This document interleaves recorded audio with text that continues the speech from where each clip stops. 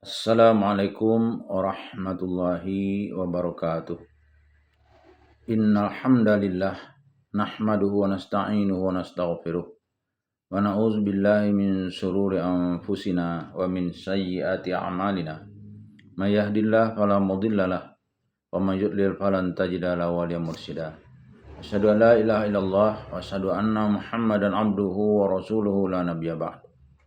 Allahumma fassalli wa sallim ala hadzal nabiyil karim Muhammadin sallallahu alaihi wasallam wa ala alihi wa ashabihi ajmain. Bapak-bapak, ibu-ibu yang saya hormati serta generasi muda yang saya sayangi. Baiklah, pada kesempatan yang berbahagia ini kita akan melanjutkan membaca tafsir Al-Azhar yang disusun oleh Profesor Dr. Hamka.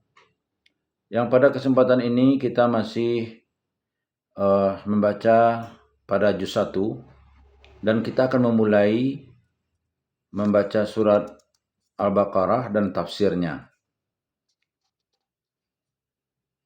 Surah Al-Baqarah atau lembu betina adalah surat kedua, terdiri dari 286 ayat, diturunkan di Madinah. Baik, kita baca dari ayat 1 sampai ayat 5. A'udzu billahi minasy syaithanir rajim. Bismillahirrahmanirrahim. Alif lam mim.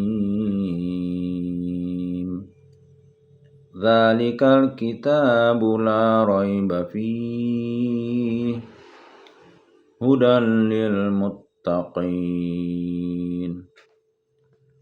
alladzina yu'minuna bil ghaibi wa yuqimuna as-salata wa mimma razaqnahum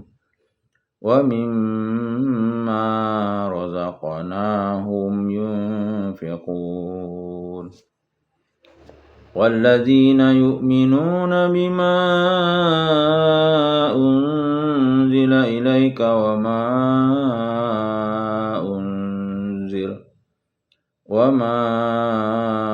أُنْزِلَ مِنْ قَبْلِكَ وَبِالْآخِرَةِ هُمْ يُوقِنُونَ أُولَئِكَ عَلَى هُدًى مِنْ رَبِّهِمْ wa ulaika humul muflihun. Aku berlindung kepada Allah dari godaan setan yang terkutuk. Dengan nama Allah yang Maha Pemurah lagi Pengasih. 1. Alif lam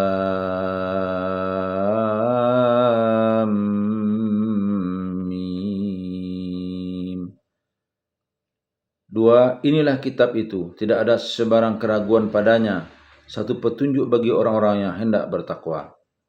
3. Yang percaya kepada yang gaib dan yang mendirikan sholat, dan dari apa yang kami anugerahkan kepada mereka, mereka dermakan. 4. Dan orang-orang yang percaya kepada apa yang diturunkan kepada engkau, dan apa yang diturunkan sebelum engkau, dan kepada akhirat mereka yakin. 5. Mereka itulah yang berada di atas petunjuk dari Tuhan mereka, dan mereka itulah orang-orang yang beroleh kejayaan. Pendahuluan. Surat yang kedua ini bernama Surat Al-Baqarah, yang berarti lembu betina.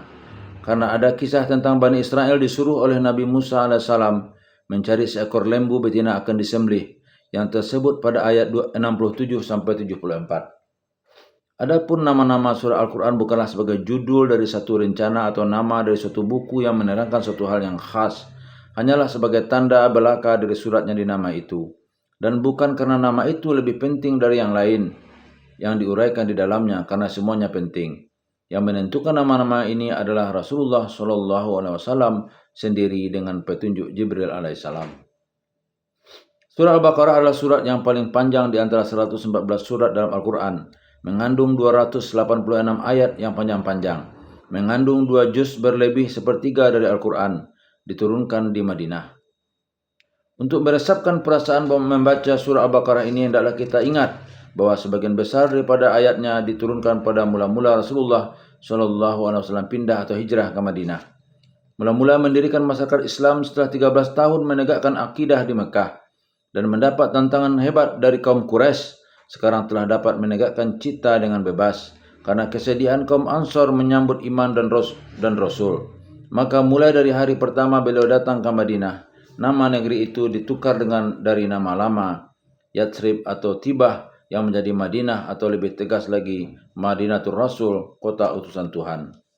Secara berpikir kenegaraan modern, dengan pergantian nama negeri dari Yatsrib ke Madinah itu, mafhumlah kita bahwa suatu kekuasaan telah berdiri, hanya tinggal menunggu pengakuan, dan dapat pula hal ini kita persambungkan dengan syariah atau patroli yang selalu beliau kirimkan ke luar kota Madinah untuk menjaga dan mengawasi kalau ada serangan musuh. Bersamaan dengan penukaran nama negeri ini, didirikan pula sebuah masjid. Dari masjid itulah diatur ibadat dan muamalat dan keputusan hukum, dan diterima tamu-tamu dari luar negeri, dan diatur siasat perang dan damai. Meskipun telah terlepas daripada tantangan kaum musyrikin Quraisy yang di Makkah, dan meskipun telah dapat menyusun kekuatan Islam dan melancarkan hukumnya, di Madinah mulailah berhadapan dengan kaum Yahudi yang telah duduk di negeri itu sejak beratus tahun. Setelah terjadi berkali-kali pengusiran raja-raja Romawi atas mereka dari Palestina, mereka merasa bahwa kelas mereka lebih tinggi dari penduduk Arab asli yang tinggal di negeri itu, yang umumnya dari persukuan Aus dan Khazraj, sebab mereka memeluk agama Tauhid, mempunyai kitab Taurat, dan kedatangan berpuluh nabi di zaman dahulu. Kepada orang-orang Arab penduduk asli itu kerap mereka membanggakan tentang kepercayaan mereka, dan di masa itu sudah mulai ada perasaan bagi mereka bahwa mereka adalah umat pilihan Tuhan. Pernah juga mereka menyebut kepada orang Arab itu bahwa kitab Taurat mereka ada menyebut bahwa akan datang lagi seorang Rasul yang akan menyempurnakan hukum Taurat. Orang-orang Arab Aus dan Khazraj itu keturunan dari Arab Qatan yang datang terpencar dari Arabia Selatan setelah runtuh kerajaan Sabak, kerap kali merasa rendah diri mendengar cerita-cerita kebanggaan orang-orang Yahudi itu yang mencap mereka tidak berperadaban, tidak mempunyai anutan yang tertentu, dan hanya menyembah berhala. Perkataan-perkataan orang-orang Yahudi inilah yang sebagian besar mendorong mereka. Bila mereka telah mendengar bahwa seorang nabi telah lahir di Mekah, mereka datang sembunyi-sembunyi mempelajari bagaimana keadaan nabi itu yang sebenarnya. Mereka datang sembunyi karena takut dimusuhi oleh orang Quraisy sendiri, dan merahasiakannya juga dari orang Yahudi yang selalu menyebut kedatangan nabi itu. Akhirnya menjadi kenyataanlah bahwa Rasulullah pindah ke Madinah, diiringkan oleh kaum muhajirin dan dari Mekah, dan disambut oleh orang Arab yang mereka pandang hina itu, yang mereka diberi gelar kehormatan oleh Rasulullah, yaitu Ansor, pembela atau penolong Nabi, pembela atau penolong Islam.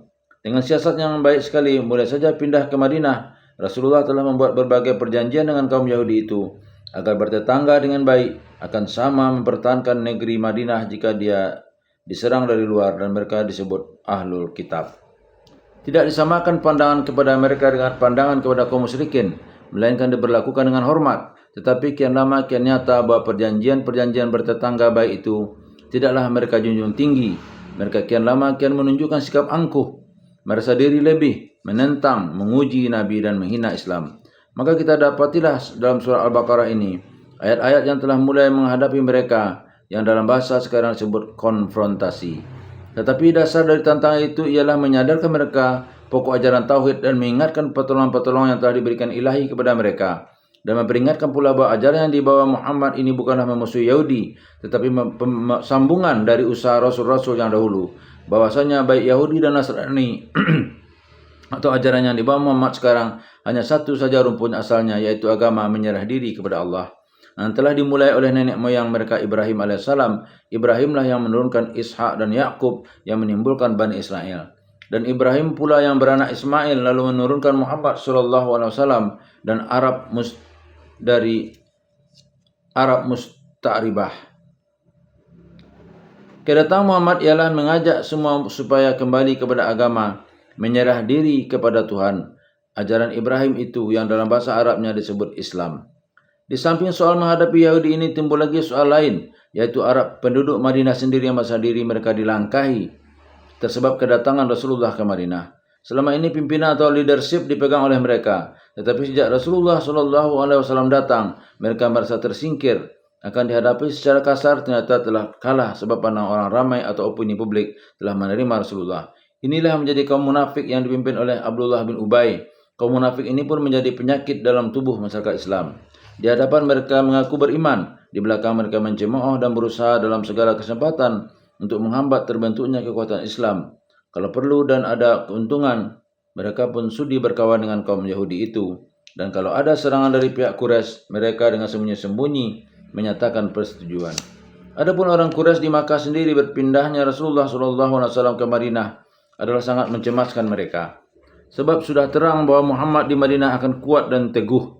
Mereka pun lalu menyusun terus kekuatan buat memberantas Islam yang mulai tumbuh di Madinah itu dan kabilah-kabilah Arab di luar Mekah dan Madinah. Karena masih menganggap kaum Quraisy pimpinan mereka, maka mereka pun turut menentang Muhammad. Itulah tiga front yang dihadapi di Madinah pada masa itu. Tentu saja di antara ketiga front itu, front Yahudi lah yang lebih minta perhatian, lebih dari yang lain. Dalam kepercayaan Islam, mereka itu berpokok dalam satu ajaran Tuhan, tetapi keagamaan mereka sudah membeku, sudah jumud karena diselubungi oleh adat dan pengaruh. Dan sudah nyata pula bahwa kitab Taurat yang suci itu sudah banyak berubah, baik dirubah dengan sengaja ataupun karena telah hilang naskahnya yang asli. Memang sudah sangat lama Taurat yang asli itu tidak ada lagi. Mereka ini diseru, diinsafkan, dan kalau mereka menentang, dijawab tentang itu dengan setimpal. Lantaran itu, maka soal-soal membuka kecurangan dan ketidakjujuran Yahudi, lalu mengajak mereka kepada jalan yang benar, banyak terdapat dalam surah Al-Baqarah ini. Dan terdapat pula membuka kecurangan kaum munafik. Tetapi sementara menghadapi yang di luar, maka pembangunan agama dari dalam pun berjalan dengan lancar. Di surah Al-Baqarah bertemulah ayat-ayat berkenaan dengan rumah tangga, perkawinan dan perceraian. Bertemu peraturan mengerjakan haji, mengerjakan puasa dan mengeluarkan zakat, dan mencela keras memakan riba, membentuk budi pekerti dengan memperbanyak derma dan sedekah. Dan satu peraturan yang terpenting dalam surah Al-Baqarah ialah mengalihkan kiblat dari Baitul Maqdis ke Makkah. Dengan ini Islam mendapat pribadinya. Peraturan ini didahului dengan kisah Nabi Ibrahim AS dan putranya Ismail AS. Diperintahkan Tuhan mendirikan Baitullah. Dengan peralihan kiblat, orang dapat mengerti bahwa Muhammad bukan membawa peraturan baru asal mengganjil saja, tetapi menghidupkan kembali sunnah Nabi Ibrahim alaihissalam. Dan dalam surah Al-Baqarah sudah mulai diadakan perintah jihad, kebolehan berperang di dalam mempertahankan akidah. Banyak lagi surat-surat yang lainnya diturunkan di Madinah, tetapi surah Al-Baqarah adalah termasuk surat yang terdahulu sekali, meskipun ada juga beberapa ayat yang kemudian datangnya dimasukkan ke dalam susunan surah Al-Baqarah karena hubungan isinya. Dalam pada itu terdapatlah di surat ini pembangunan jiwa kaum mukminin dalam memegang teguh agama, menegakkan budi dan menyebarkan dakwah. 1. Supaya mempunyai kesungguh-sungguhan dalam memberikan teladan yang baik yang akan ditiru orang. 2. Kesanggupan menegakkan dalil dan alasan bahwa golongan yang tidak menyetujui ajaran Islam adalah pada pendirian yang salah.